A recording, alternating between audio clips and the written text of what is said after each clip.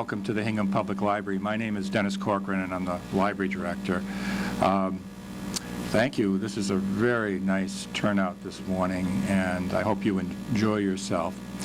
I was going to show you some highlights of Patriots Super Bowls past, but I can't do it. I can't get excited about this this weekend, and so I'm not good in that sense.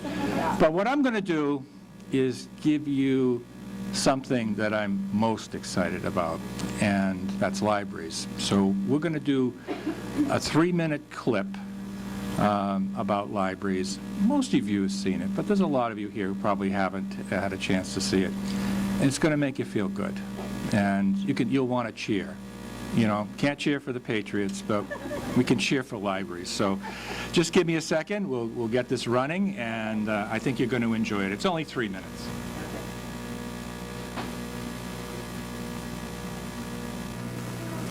We're going.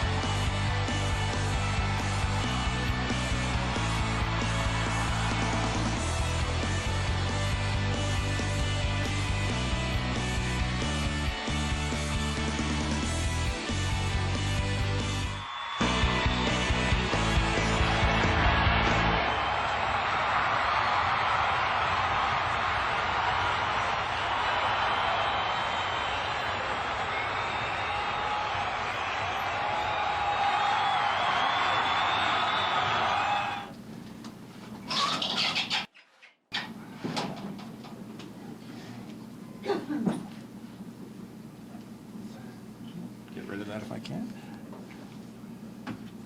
Well, did that help get you in the mood? I think it's great, and you know, the Board of Library Commissioners put that together, and I thought that was very effective. We've had that on our website, a link to it, for probably since April of last year, and it's amazing how many hits that it's had and views. So if anybody doubts the worthiness of this kind of production, don't, because it does reach people. Well, let me do my more formal welcome. Well, thank you again for all coming this morning, and it is a very nice turnout. So, honorable members of the General Court, selectmen, public officials, trustees, colleagues, and invited guests, and those of you who just wandered in to return your books, please leave them on the counter, and leave the money, too. Hingham Public Library loves your fines. I also wanted to say Weymouth Mayor Sue Kay is not feeling well today, but she had a plan to attend and sends her regards. So I'm glad you enjoyed the video. But let me tell you that these legislative breakfasts are similar to ones held all across the state. They're informal gatherings that are an opportunity for legislators to see and hear about the impact of libraries in their communities that they represent. Legislators and librarians share a cup of coffee and hear from library users about how libraries make a difference in their lives. And please, the sharing is figurative. It's flu season. Don't drink out of the other person's coffee. I think you'll be impressed and moved by the patron stories that you're going to hear at this morning's breakfast. But I do want to comment a little bit about the financial background to the state of libraries in recent years.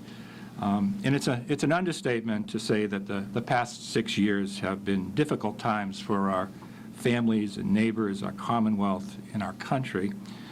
In my lifetime, I can recall nothing comparable. I'm old, so I get to say that, but ironically, my job as a librarian has never been more rewarding, knowing that, we're helping people who count on us to help them weather the life-changing financial storm that we've all been put through. I mean, people have lost their homes, people have lost their jobs, and you just can't imagine what people go through.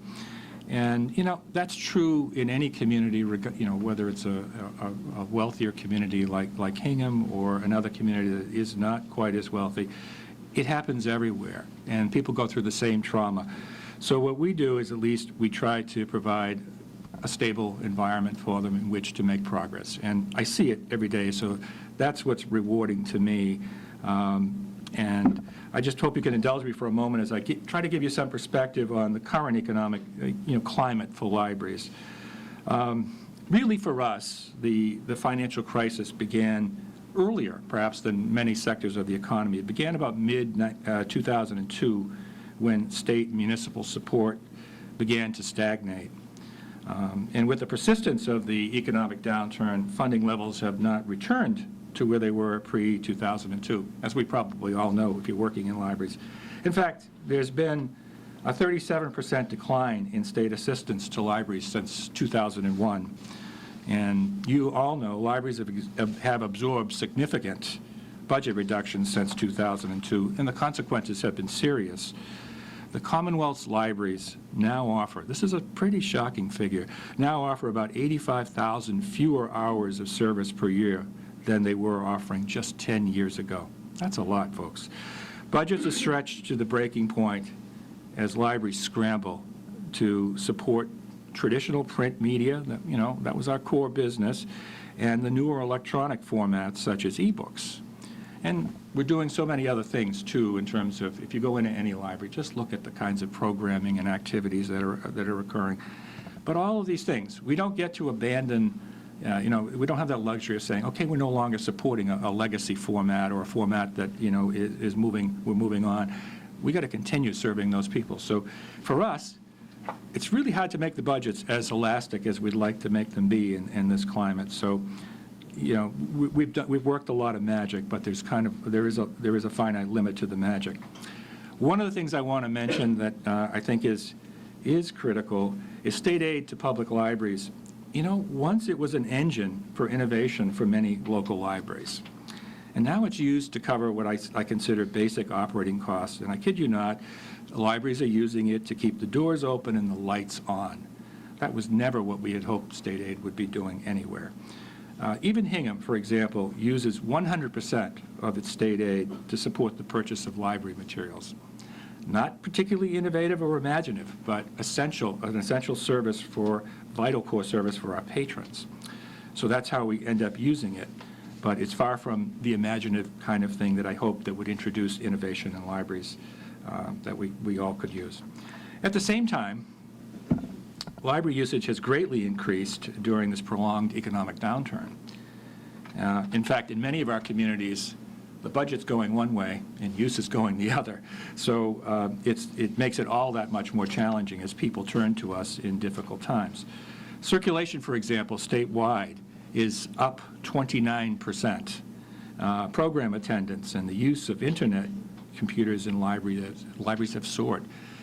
We open the doors in the morning and there's a race to the computers upstairs. They trip each other. No, you're sitting in my, you're sitting in my seat. But anyway, it's if anybody thinks that everybody has access to a computer, don't believe it. The libraries are providing a tremendous service that keeps people connected to the digital world. I think you'd be amazed in any community how many people are turning to the library for internet access. But faced with the growing budgetary challenges and growing demand, libraries have been, I think, very smart and very sophisticated and used cooperative arrangements. And the entity that's hosting today's breakfast, OCLN, is a terrific example of this. We've also used consolidation and technological innovation to keep our collective ships afloat. Our mantra, unofficial mantra anyway, in OCLN is, and I'm sure this is what happens in other networks too, is cooperation makes it happen. And you all probably remember, the young ones here probably remember that from Sesame Street. You could probably sing the song, cooperation makes it happen. Anyway, but I also, under the direction of the Mass Board of Library Commissioners, and with the support of the Mass Library System, we have automated many labor-intensive functions, enhanced access to shared resources, streamlined procedures. I mean, God, we spend a lot of time on that. And even set up purchasing co-ops to improve buying power. So libraries, if they had any fat in their budgets to begin with, lost it quicker than a burger in a George Foreman grill. They became lean and mean service machines. And I say to you, cooperation makes it happen. Through the Old Colony Library Network, we have created the computing infrastructure to share resources. The Mass Library System has created the means to move library materials throughout the Commonwealth. And let me give you another remarkable figure. Greg is here, and he must be really proud about this. The delivery system in 12, I think fiscal 12, moved 14.3 million items around the Commonwealth into the hands of eagerly awaiting patrons. That's amazing. And all of this, to me, suggests that funding cooperation is an investment worth making, because no library, the wealthiest of libraries, can't go it alone and provide good service to patrons. You ask any resident of any of our communities in the Commonwealth if they could imagine service without OCLN or their respective network or the regional library system interlibrary loan, I think you'd get a resounding no. So I say cooperation makes it happen. Libraries learned the lessons of cooperation going back to the 1960s with the establishment of regional library systems. And I say to you that libraries are one of the best examples of successful regionalization and intermunicipal collaboration you can find. All of this happened over the decades because libraries themselves looked to cooperation and regionalization as a way to improve service. It wasn't all about the Benjamins. It wasn't all about the money. And they weren't pushed there out of economic necessity. It's because we wanted to provide the best service. So I'm very proud of that. We were far ahead of the curve of what you've been reading, say, in Municipal Advocate or any of the other publications that talk about regionalization. Libraries were there and know how to do it. But even with these cooperative, state-of-the-art arrangements, without adequate funding, we can't keep pace with our patrons' evolving and increasingly complex needs. Library networks like OCLN have suffered a 56% decrease in state funds since 2000. So I say kudos to our local officials who have helped to pick up some of the slack in maintaining the quality network services through OCLN. Now, I don't want to give you the sense that all the news is gloomy. It is not on the financial front. I think the good news is we appear to be turning a financial corner, and support may be poised to improve. In recent days, I was reading a survey that was produced by a private sector nonprofit indicating that over 1/3 of private sector firms will be adding payroll by midsummer. Can I get a hallelujah? The road to economic recovery for libraries will be slower than we would like, but the important thing is that it begins now, and it is nurtured by all levels of government. And we should be sure to remind the governor that we're an important part of the education initiatives that he is very proud of launching, and rightfully so. Libraries play such a role in helping support the vision for world-class schools and higher ed in the Commonwealth. So far, I think my remarks should resonate well with my library colleagues in attendance today. Some of the things I'm about to say may not be as comfortable to hear and accept.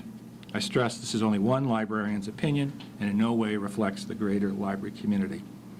Although we should rightfully be proud of our achievements and successes, we can't be satisfied with them. Something is still missing. And what is missing isn't just funding. The missing element is transformative thinking. What do I mean by transformative thinking? It is the kind of deep thinking that leads organizations to move beyond the boundaries of the conventional and comfortable solutions of doing business. A colleague of ours from Virginia Tech, a man named Brian Matthews, advocates that libraries start to think like startup businesses and pursue transformative and disruptive ideas. Now, the word disruptive usually has a negative connotation, but in this case, do not think it is. It's a positive thing. It's a way of shaking things up and getting us to look at things in a very different way.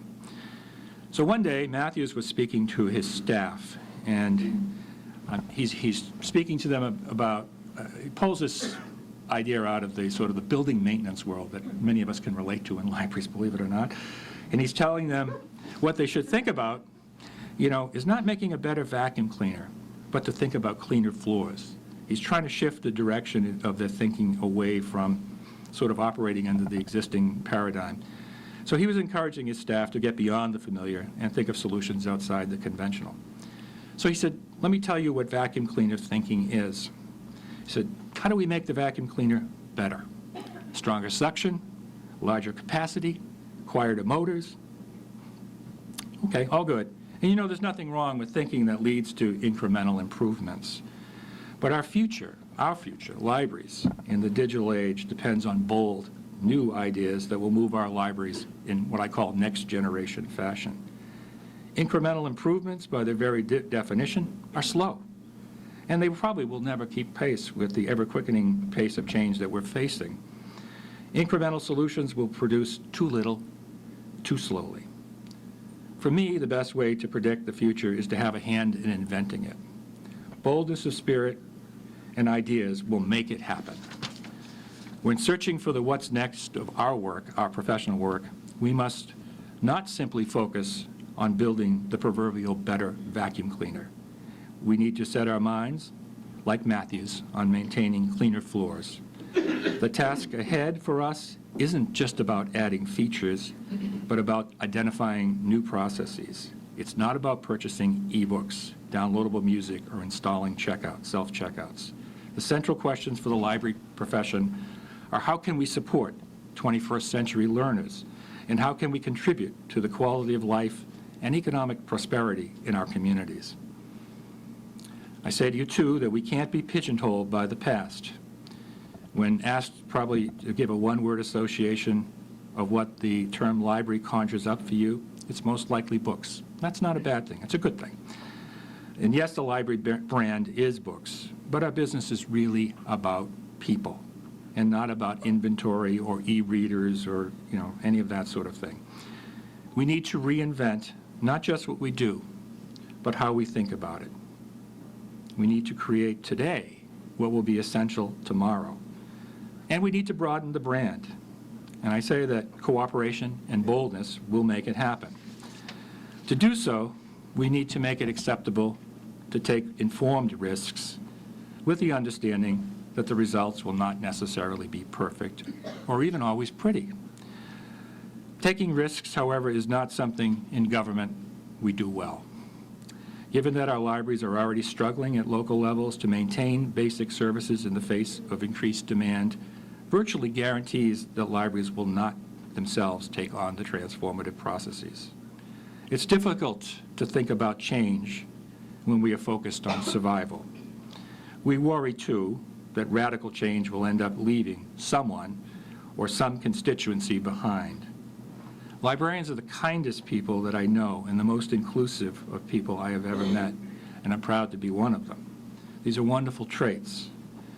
But can we afford to wait for the perfect conditions before entertaining transformative action? In my view, we cannot. And maybe this is going to be a little controversial, what I say.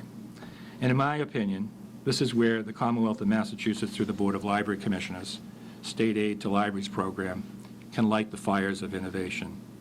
But today's state aid program is seriously underfunded, and it will take years to return to where it once was. And that wasn't well enough funded in the first place. It needs to be much better funded, no argument from me. Today's state aid program, however, is focused on tweaking the vacuum and not on clean floors. It doesn't encourage and reward entrepreneurial initiative. In fact, an unintended consequence of today's program is to maintain the status quo through standards that appear to be out of sync with local realities. In short, we have become the superstars at tweaking the vac. We have built the equivalent of the high-quality, expensive Dyson vac, but successful libraries of tomorrow will focus on keeping the figurative floors clean. They will fashion tools and programs for their own long-term survival. So my plea to our legislators and to the Board of Library Commissioners is to think about repositioning the state aid program to libraries to encourage big thinking. That doesn't mean we should abandon standards. Much of the big thinking depends on assuring funding for the basics, but it has a lot more to do with overhauling the program to provide incentives for innovation and bold thinking. Yes, the basics should come from our towns. The Commonwealth needs to help us by putting in a program that is supportive of innovation. Our interests are mutual.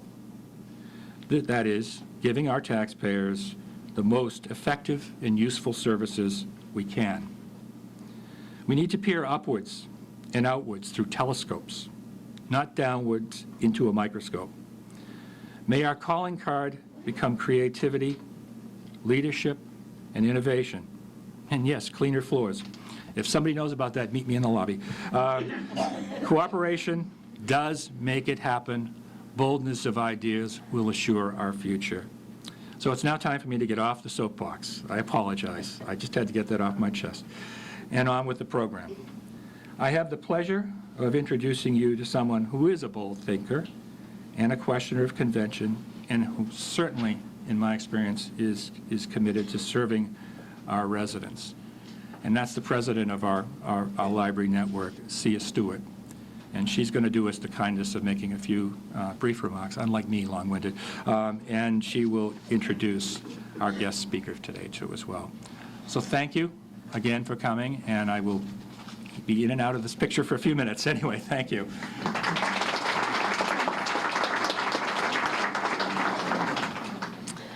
Good morning. I'm Sia Stewart. I am the library director in Kingston, and this year I'm the president of the Old Colony Library Network. And it's the network that is hosting this breakfast, or that is organizing this breakfast.